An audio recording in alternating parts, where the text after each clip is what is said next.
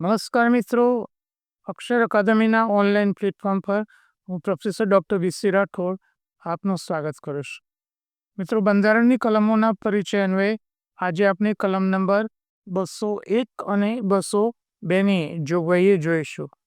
સૌથી પહેલા કલમ નંબર 201ની જોગવાઈ. 201 વિચારણા માટે અનામત રાખેલા વિધેયક અંગે. મિત્રો, વિધાનસભાએ અથવા વિધાનમંડળે રજૂ કરેલ જે વિધેયક છે એને રાજ્યપાલ સમક્ષ અનુમતિ માટે મોકલવામાં આવે છે. રાજ્યપાલ કાં તો અનુમતિ આપે અથવા અનુમતિ ન આપે અથવા વિધેયકને પુનર્વિચારણા કરવા માટે મોકલી આપે. રાજ્યપાલની પાસે એક ત્રીજો વિકલ્પ છે. તે છે કેટલાક જે વિધેયકો છે એ વધુ વિચારણા માટે અનામત રાખવામાં આવે છે અને એ રાષ્ટ્રપતિને મોકલવામાં આવે છે. તો એની જોગવાઈ કલમ નંબર 201માં છે. રાષ્ટ્રપતિની વિચારણા માટે રાજ્યપાલે કોઈ વિધેયક અનામત રાખ્યું હોય ત્યારે રાષ્ટ્રપતિએ એવું જાહેર કરવું જોઈશે કે પોતે વિધેયકને અનુમતિ આપે છે. કે જ્યારે રાજ્યપાલે વિધેયક રાષ્ટ્રપતિને મોકલી આપી હોય ત્યારે રાષ્ટ્રપતિ પાસે કયો વિકલ્પ છે? પહેલો વિકલ્પ એને મંજૂરી આપવાનો અથવા અનુમતિ આપવાનું રોકી રાખે છે. આ બીજો વિકલ્પ કે અનુમતિ નથી આપતા. પરંતુ તે વિધેયક નાણાં વિધેયક ન હોય તો રાષ્ટ્રપતિને તે વિધેયકને રાજ્યના વિધાનમંડળને પુનર્વિચારણા માટેના આદેશ સાથે રાજ્યપાલને પરત મોકલાવી શકશે. આ ત્રીજી જોગવાઈ. જો નાણાં વિધેયક ન હોય તો રાષ્ટ્રપતિ એ વિધેયક પુનર્વિચારણા માટે રાજ્યપાલને પાછું મોકલશે અને રાજ્યપાલ પછી એ વિધેયકને વિધાનસભામાં કે વિધાનમંડળમાં મોકલી આપશે. અને આ રીતે પાછું મોકલાવેલા વિધેયક પર સંદેશા મળ્યાની તારીખથી 6 મહિનાની અંદર ગૃહે તે વિધેયકની પુનર્વિચારણા કરવી જોઈશે.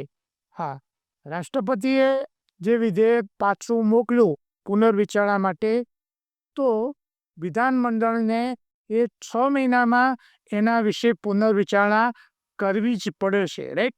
એટલે કે વિધાનસભા માટે ટાઈમ લિમિટ છે. અને તે વિધેયકને ગૃહ અથવા ગૃહો એટલે કે જ્યાં એક સદન હોય અથવા જે જગ્યાએ વિધાન પરિષદ હોય, સુધારા સાથે કે સુધારા વગર પસાર કરે તો તેને ફરીથી રાષ્ટ્રપતિ સમક્ષ વિચારણા માટે રજૂ કરવામાં આવે છે. એટલે કે રાષ્ટ્રપતિએ પાછું મોકલેલ પુનર્વિચારણા માટેના વિધેયક ઉપર વિધાનમંડળ 6 મહિનામાં એના ઉપર પુનર્વિચારણા કરવી પડે છે. એમાં સુધારા કરે અથવા સુધારા કર્યા વગર રાષ્ટ્રપતિને એ પાછું મોકલાવે છે. જોઈએ એના પછી પાછું મોકલાવ્યા પછી રાષ્ટ્રપતિની અનુમતિ માટે અનામત રાખવામાં આવેલ વિધેયકને રાષ્ટ્રપતિ એક કાં તો મંજૂરી આપે, નંબર 2 અથવા મંજૂરી રોકી રાખે, અથવા 3 વિધેયકને ગૃહ કે ગૃહોને પરત મોકલવા રાજ્યપાલને આપે વિચારણા કરવા માટે. વિધેયક પરત મળ્યાના 6 માસમાં ગૃહ કે ગૃહોએ તેના ઉપર પુનર્વિચારણા કરીને રાષ્ટ્રપતિને મંજૂરી અર્થે મોકલવામાં આવે છે. પરત આવેલા વિધેયકને અનુમતિ આપવા રાષ્ટ્રપતિ બંધાયેલા નથી અને રાષ્ટ્રપતિ આવા વિધેયકને ગમે તેટલી વાર પરત કરી શકે છે. મિત્રો, આ પોઈન્ટ છે એ ખૂબ જ મોસ્ટ આઈએમપી કહી શકાય. વિધાનસભામાં એકવાર પરત મોકલાયેલું વિધેયક રાજ્યપાલને ફરીથી મોકલવામાં આવે તો રાજ્યપાલ એના ઉપર સહી કરવા માટે બંધાયેલા છે. પણ રાજ્યની વિધાનસભાએ પસાર કરાયેલું વિધેયક પરત આવ્યા પછી વિધાનમંડળ ફરીથી રાષ્ટ્રપતિને મોકલાવે તો રાષ્ટ્રપતિ એને અનુમતિ આપવા માટે બંધાયેલા નથી અને ગમે તેટલી વાર પાછું મોકલી શકે કે જાઓ ચલો ફરીથી પાછો. રાઈટ? આ રાષ્ટ્રપતિની વિશિષ્ટ સત્તા છે. હવે કલમ નંબર 202ની જોગવાઈ જોઈએ. 202 વાર્ષિક નાણાકીય નિવેદન. વાર્ષિક નાણાકીય નિવેદન એટલે રાજ્યનું બજેટ. બીજી રીતે કહો તો રાજ્યનું બજેટ. દરેક નાણાકીય વર્ષના સંબંધમાં રાજ્યપાલે તે વર્ષ માટે રાજ્યની અંદાજી આવક અને ખર્ચનું પત્રક જે ભાગમાં વાર્ષિક નાણાકીય નિવેદન તરીકે ઉલ્લેખ કરવામાં આવે છે તે રાજ્યના વિધાનમંડળના ગૃહો સમક્ષ રજૂ કરાવશે. પહેલો સવાલ એ છે કે રાજ્યનું બજેટ એ રાજ્યપાલ વિધાનમંડળમાં રજૂ કરાવે છે. વાર્ષિક નાણાકીય જે પત્રકો છે એમાં સમાવિષ્ટ ખર્ચના જે અંદાજમાં કઈ વિગતો હોય છે.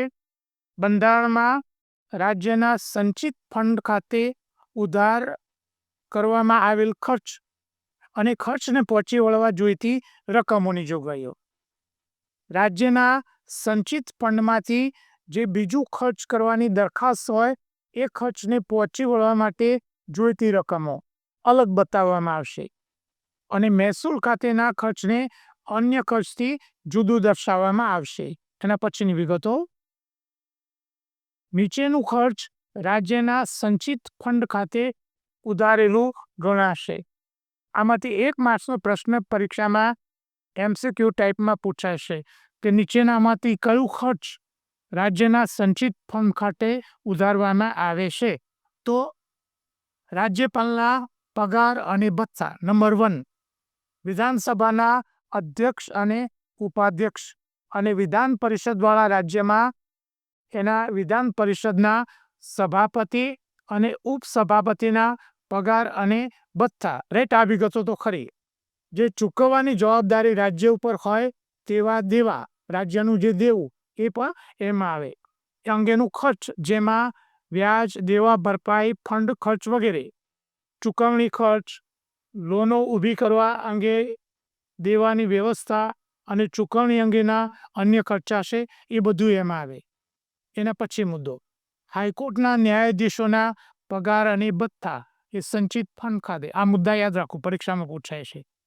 કોઈ અદાલત કે લવાદી ટ્રિબ્યુનલના કોઈ ફેસલા, હુકમનામા અથવા ચુકાદાની પતવણી માટે જોઈતી રકમો, કોઈ ટ્રિબ્યુનલની રચના કરી હોય તો એના ખર્ચની વિગતો એ સંચિત ફંડ ખાતે આવશે.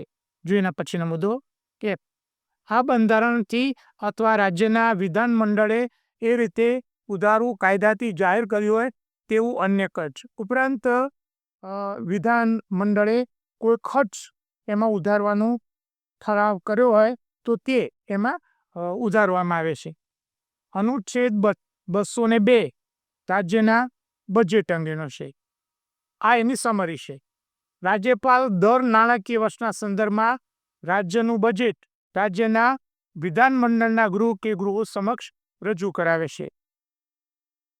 રાજ્યપાલ વિધાનસભાના અધ્યક્ષ અને ઉપાધ્યક્ષ, વિધાન પરિષદ દ્વારા રાજ્યોમાં તેના સભાપતિ અને ઉપસભાપતિ, હાઈકોર્ટના ન્યાયાધીશોના પગાર રાજ્યના સંચિત ફંડ ખાતે ઉધારવામાં આવે છે. પરીક્ષામાં મુદ્દો પૂછી શકાય તેવો છે. જેના પછીની વિગતો. બંધારણ માટેના અમારા 2 પુસ્તકો છે, ભારતનું બંધારણ અને રાજ્ય વ્યવસ્થા, જે ઓનલાઈનર સ્વરૂપે છે.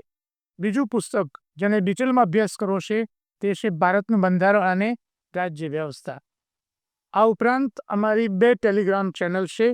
BC રાખો કરંટ અફેર્સ, જેમાં રોજે રોજનું કરંટ અફેર્સ, માસિક કરંટ અફેર્સ, દરરોજની 10 થી 15 જેટલી પોસ્ટ, 3-4 જેટલા ફ્રી વિડીયો, વિશિષ્ટ દિવસ હોય તો તેની વિગત, ક્વિઝને લગતી વિગત મૂકવામાં આવે છે. અને આ ટેલિગ્રામ ચેનલમાંથી તાજેતરમાં લેવાયેલ જે પરીક્ષા છે એ પરીક્ષામાં પૂછાયેલા પ્રશ્નોની વિગતો અને અન્ય પરીક્ષાની વિગતો અમે અહીંયા મૂકી છે, જોઈ લેવા વિનંતી છે. વધુમાં અમારી એક બીજી ટેલિગ્રામ ચેનલ છે ગૌરવંતી ગુજરાતી, જેમાં અમે ગુજરાતી ભાષા, સાહિત્ય અને વ્યાકરણને લગતી પોસ્ટ મૂકે છે. હજુ સુધી જો અમારી આ બંને ટેલિગ્રામ ચેનલમાં જોડાયા ન હોય તો એમાં જોડાઈ જવા વિનંતી છે.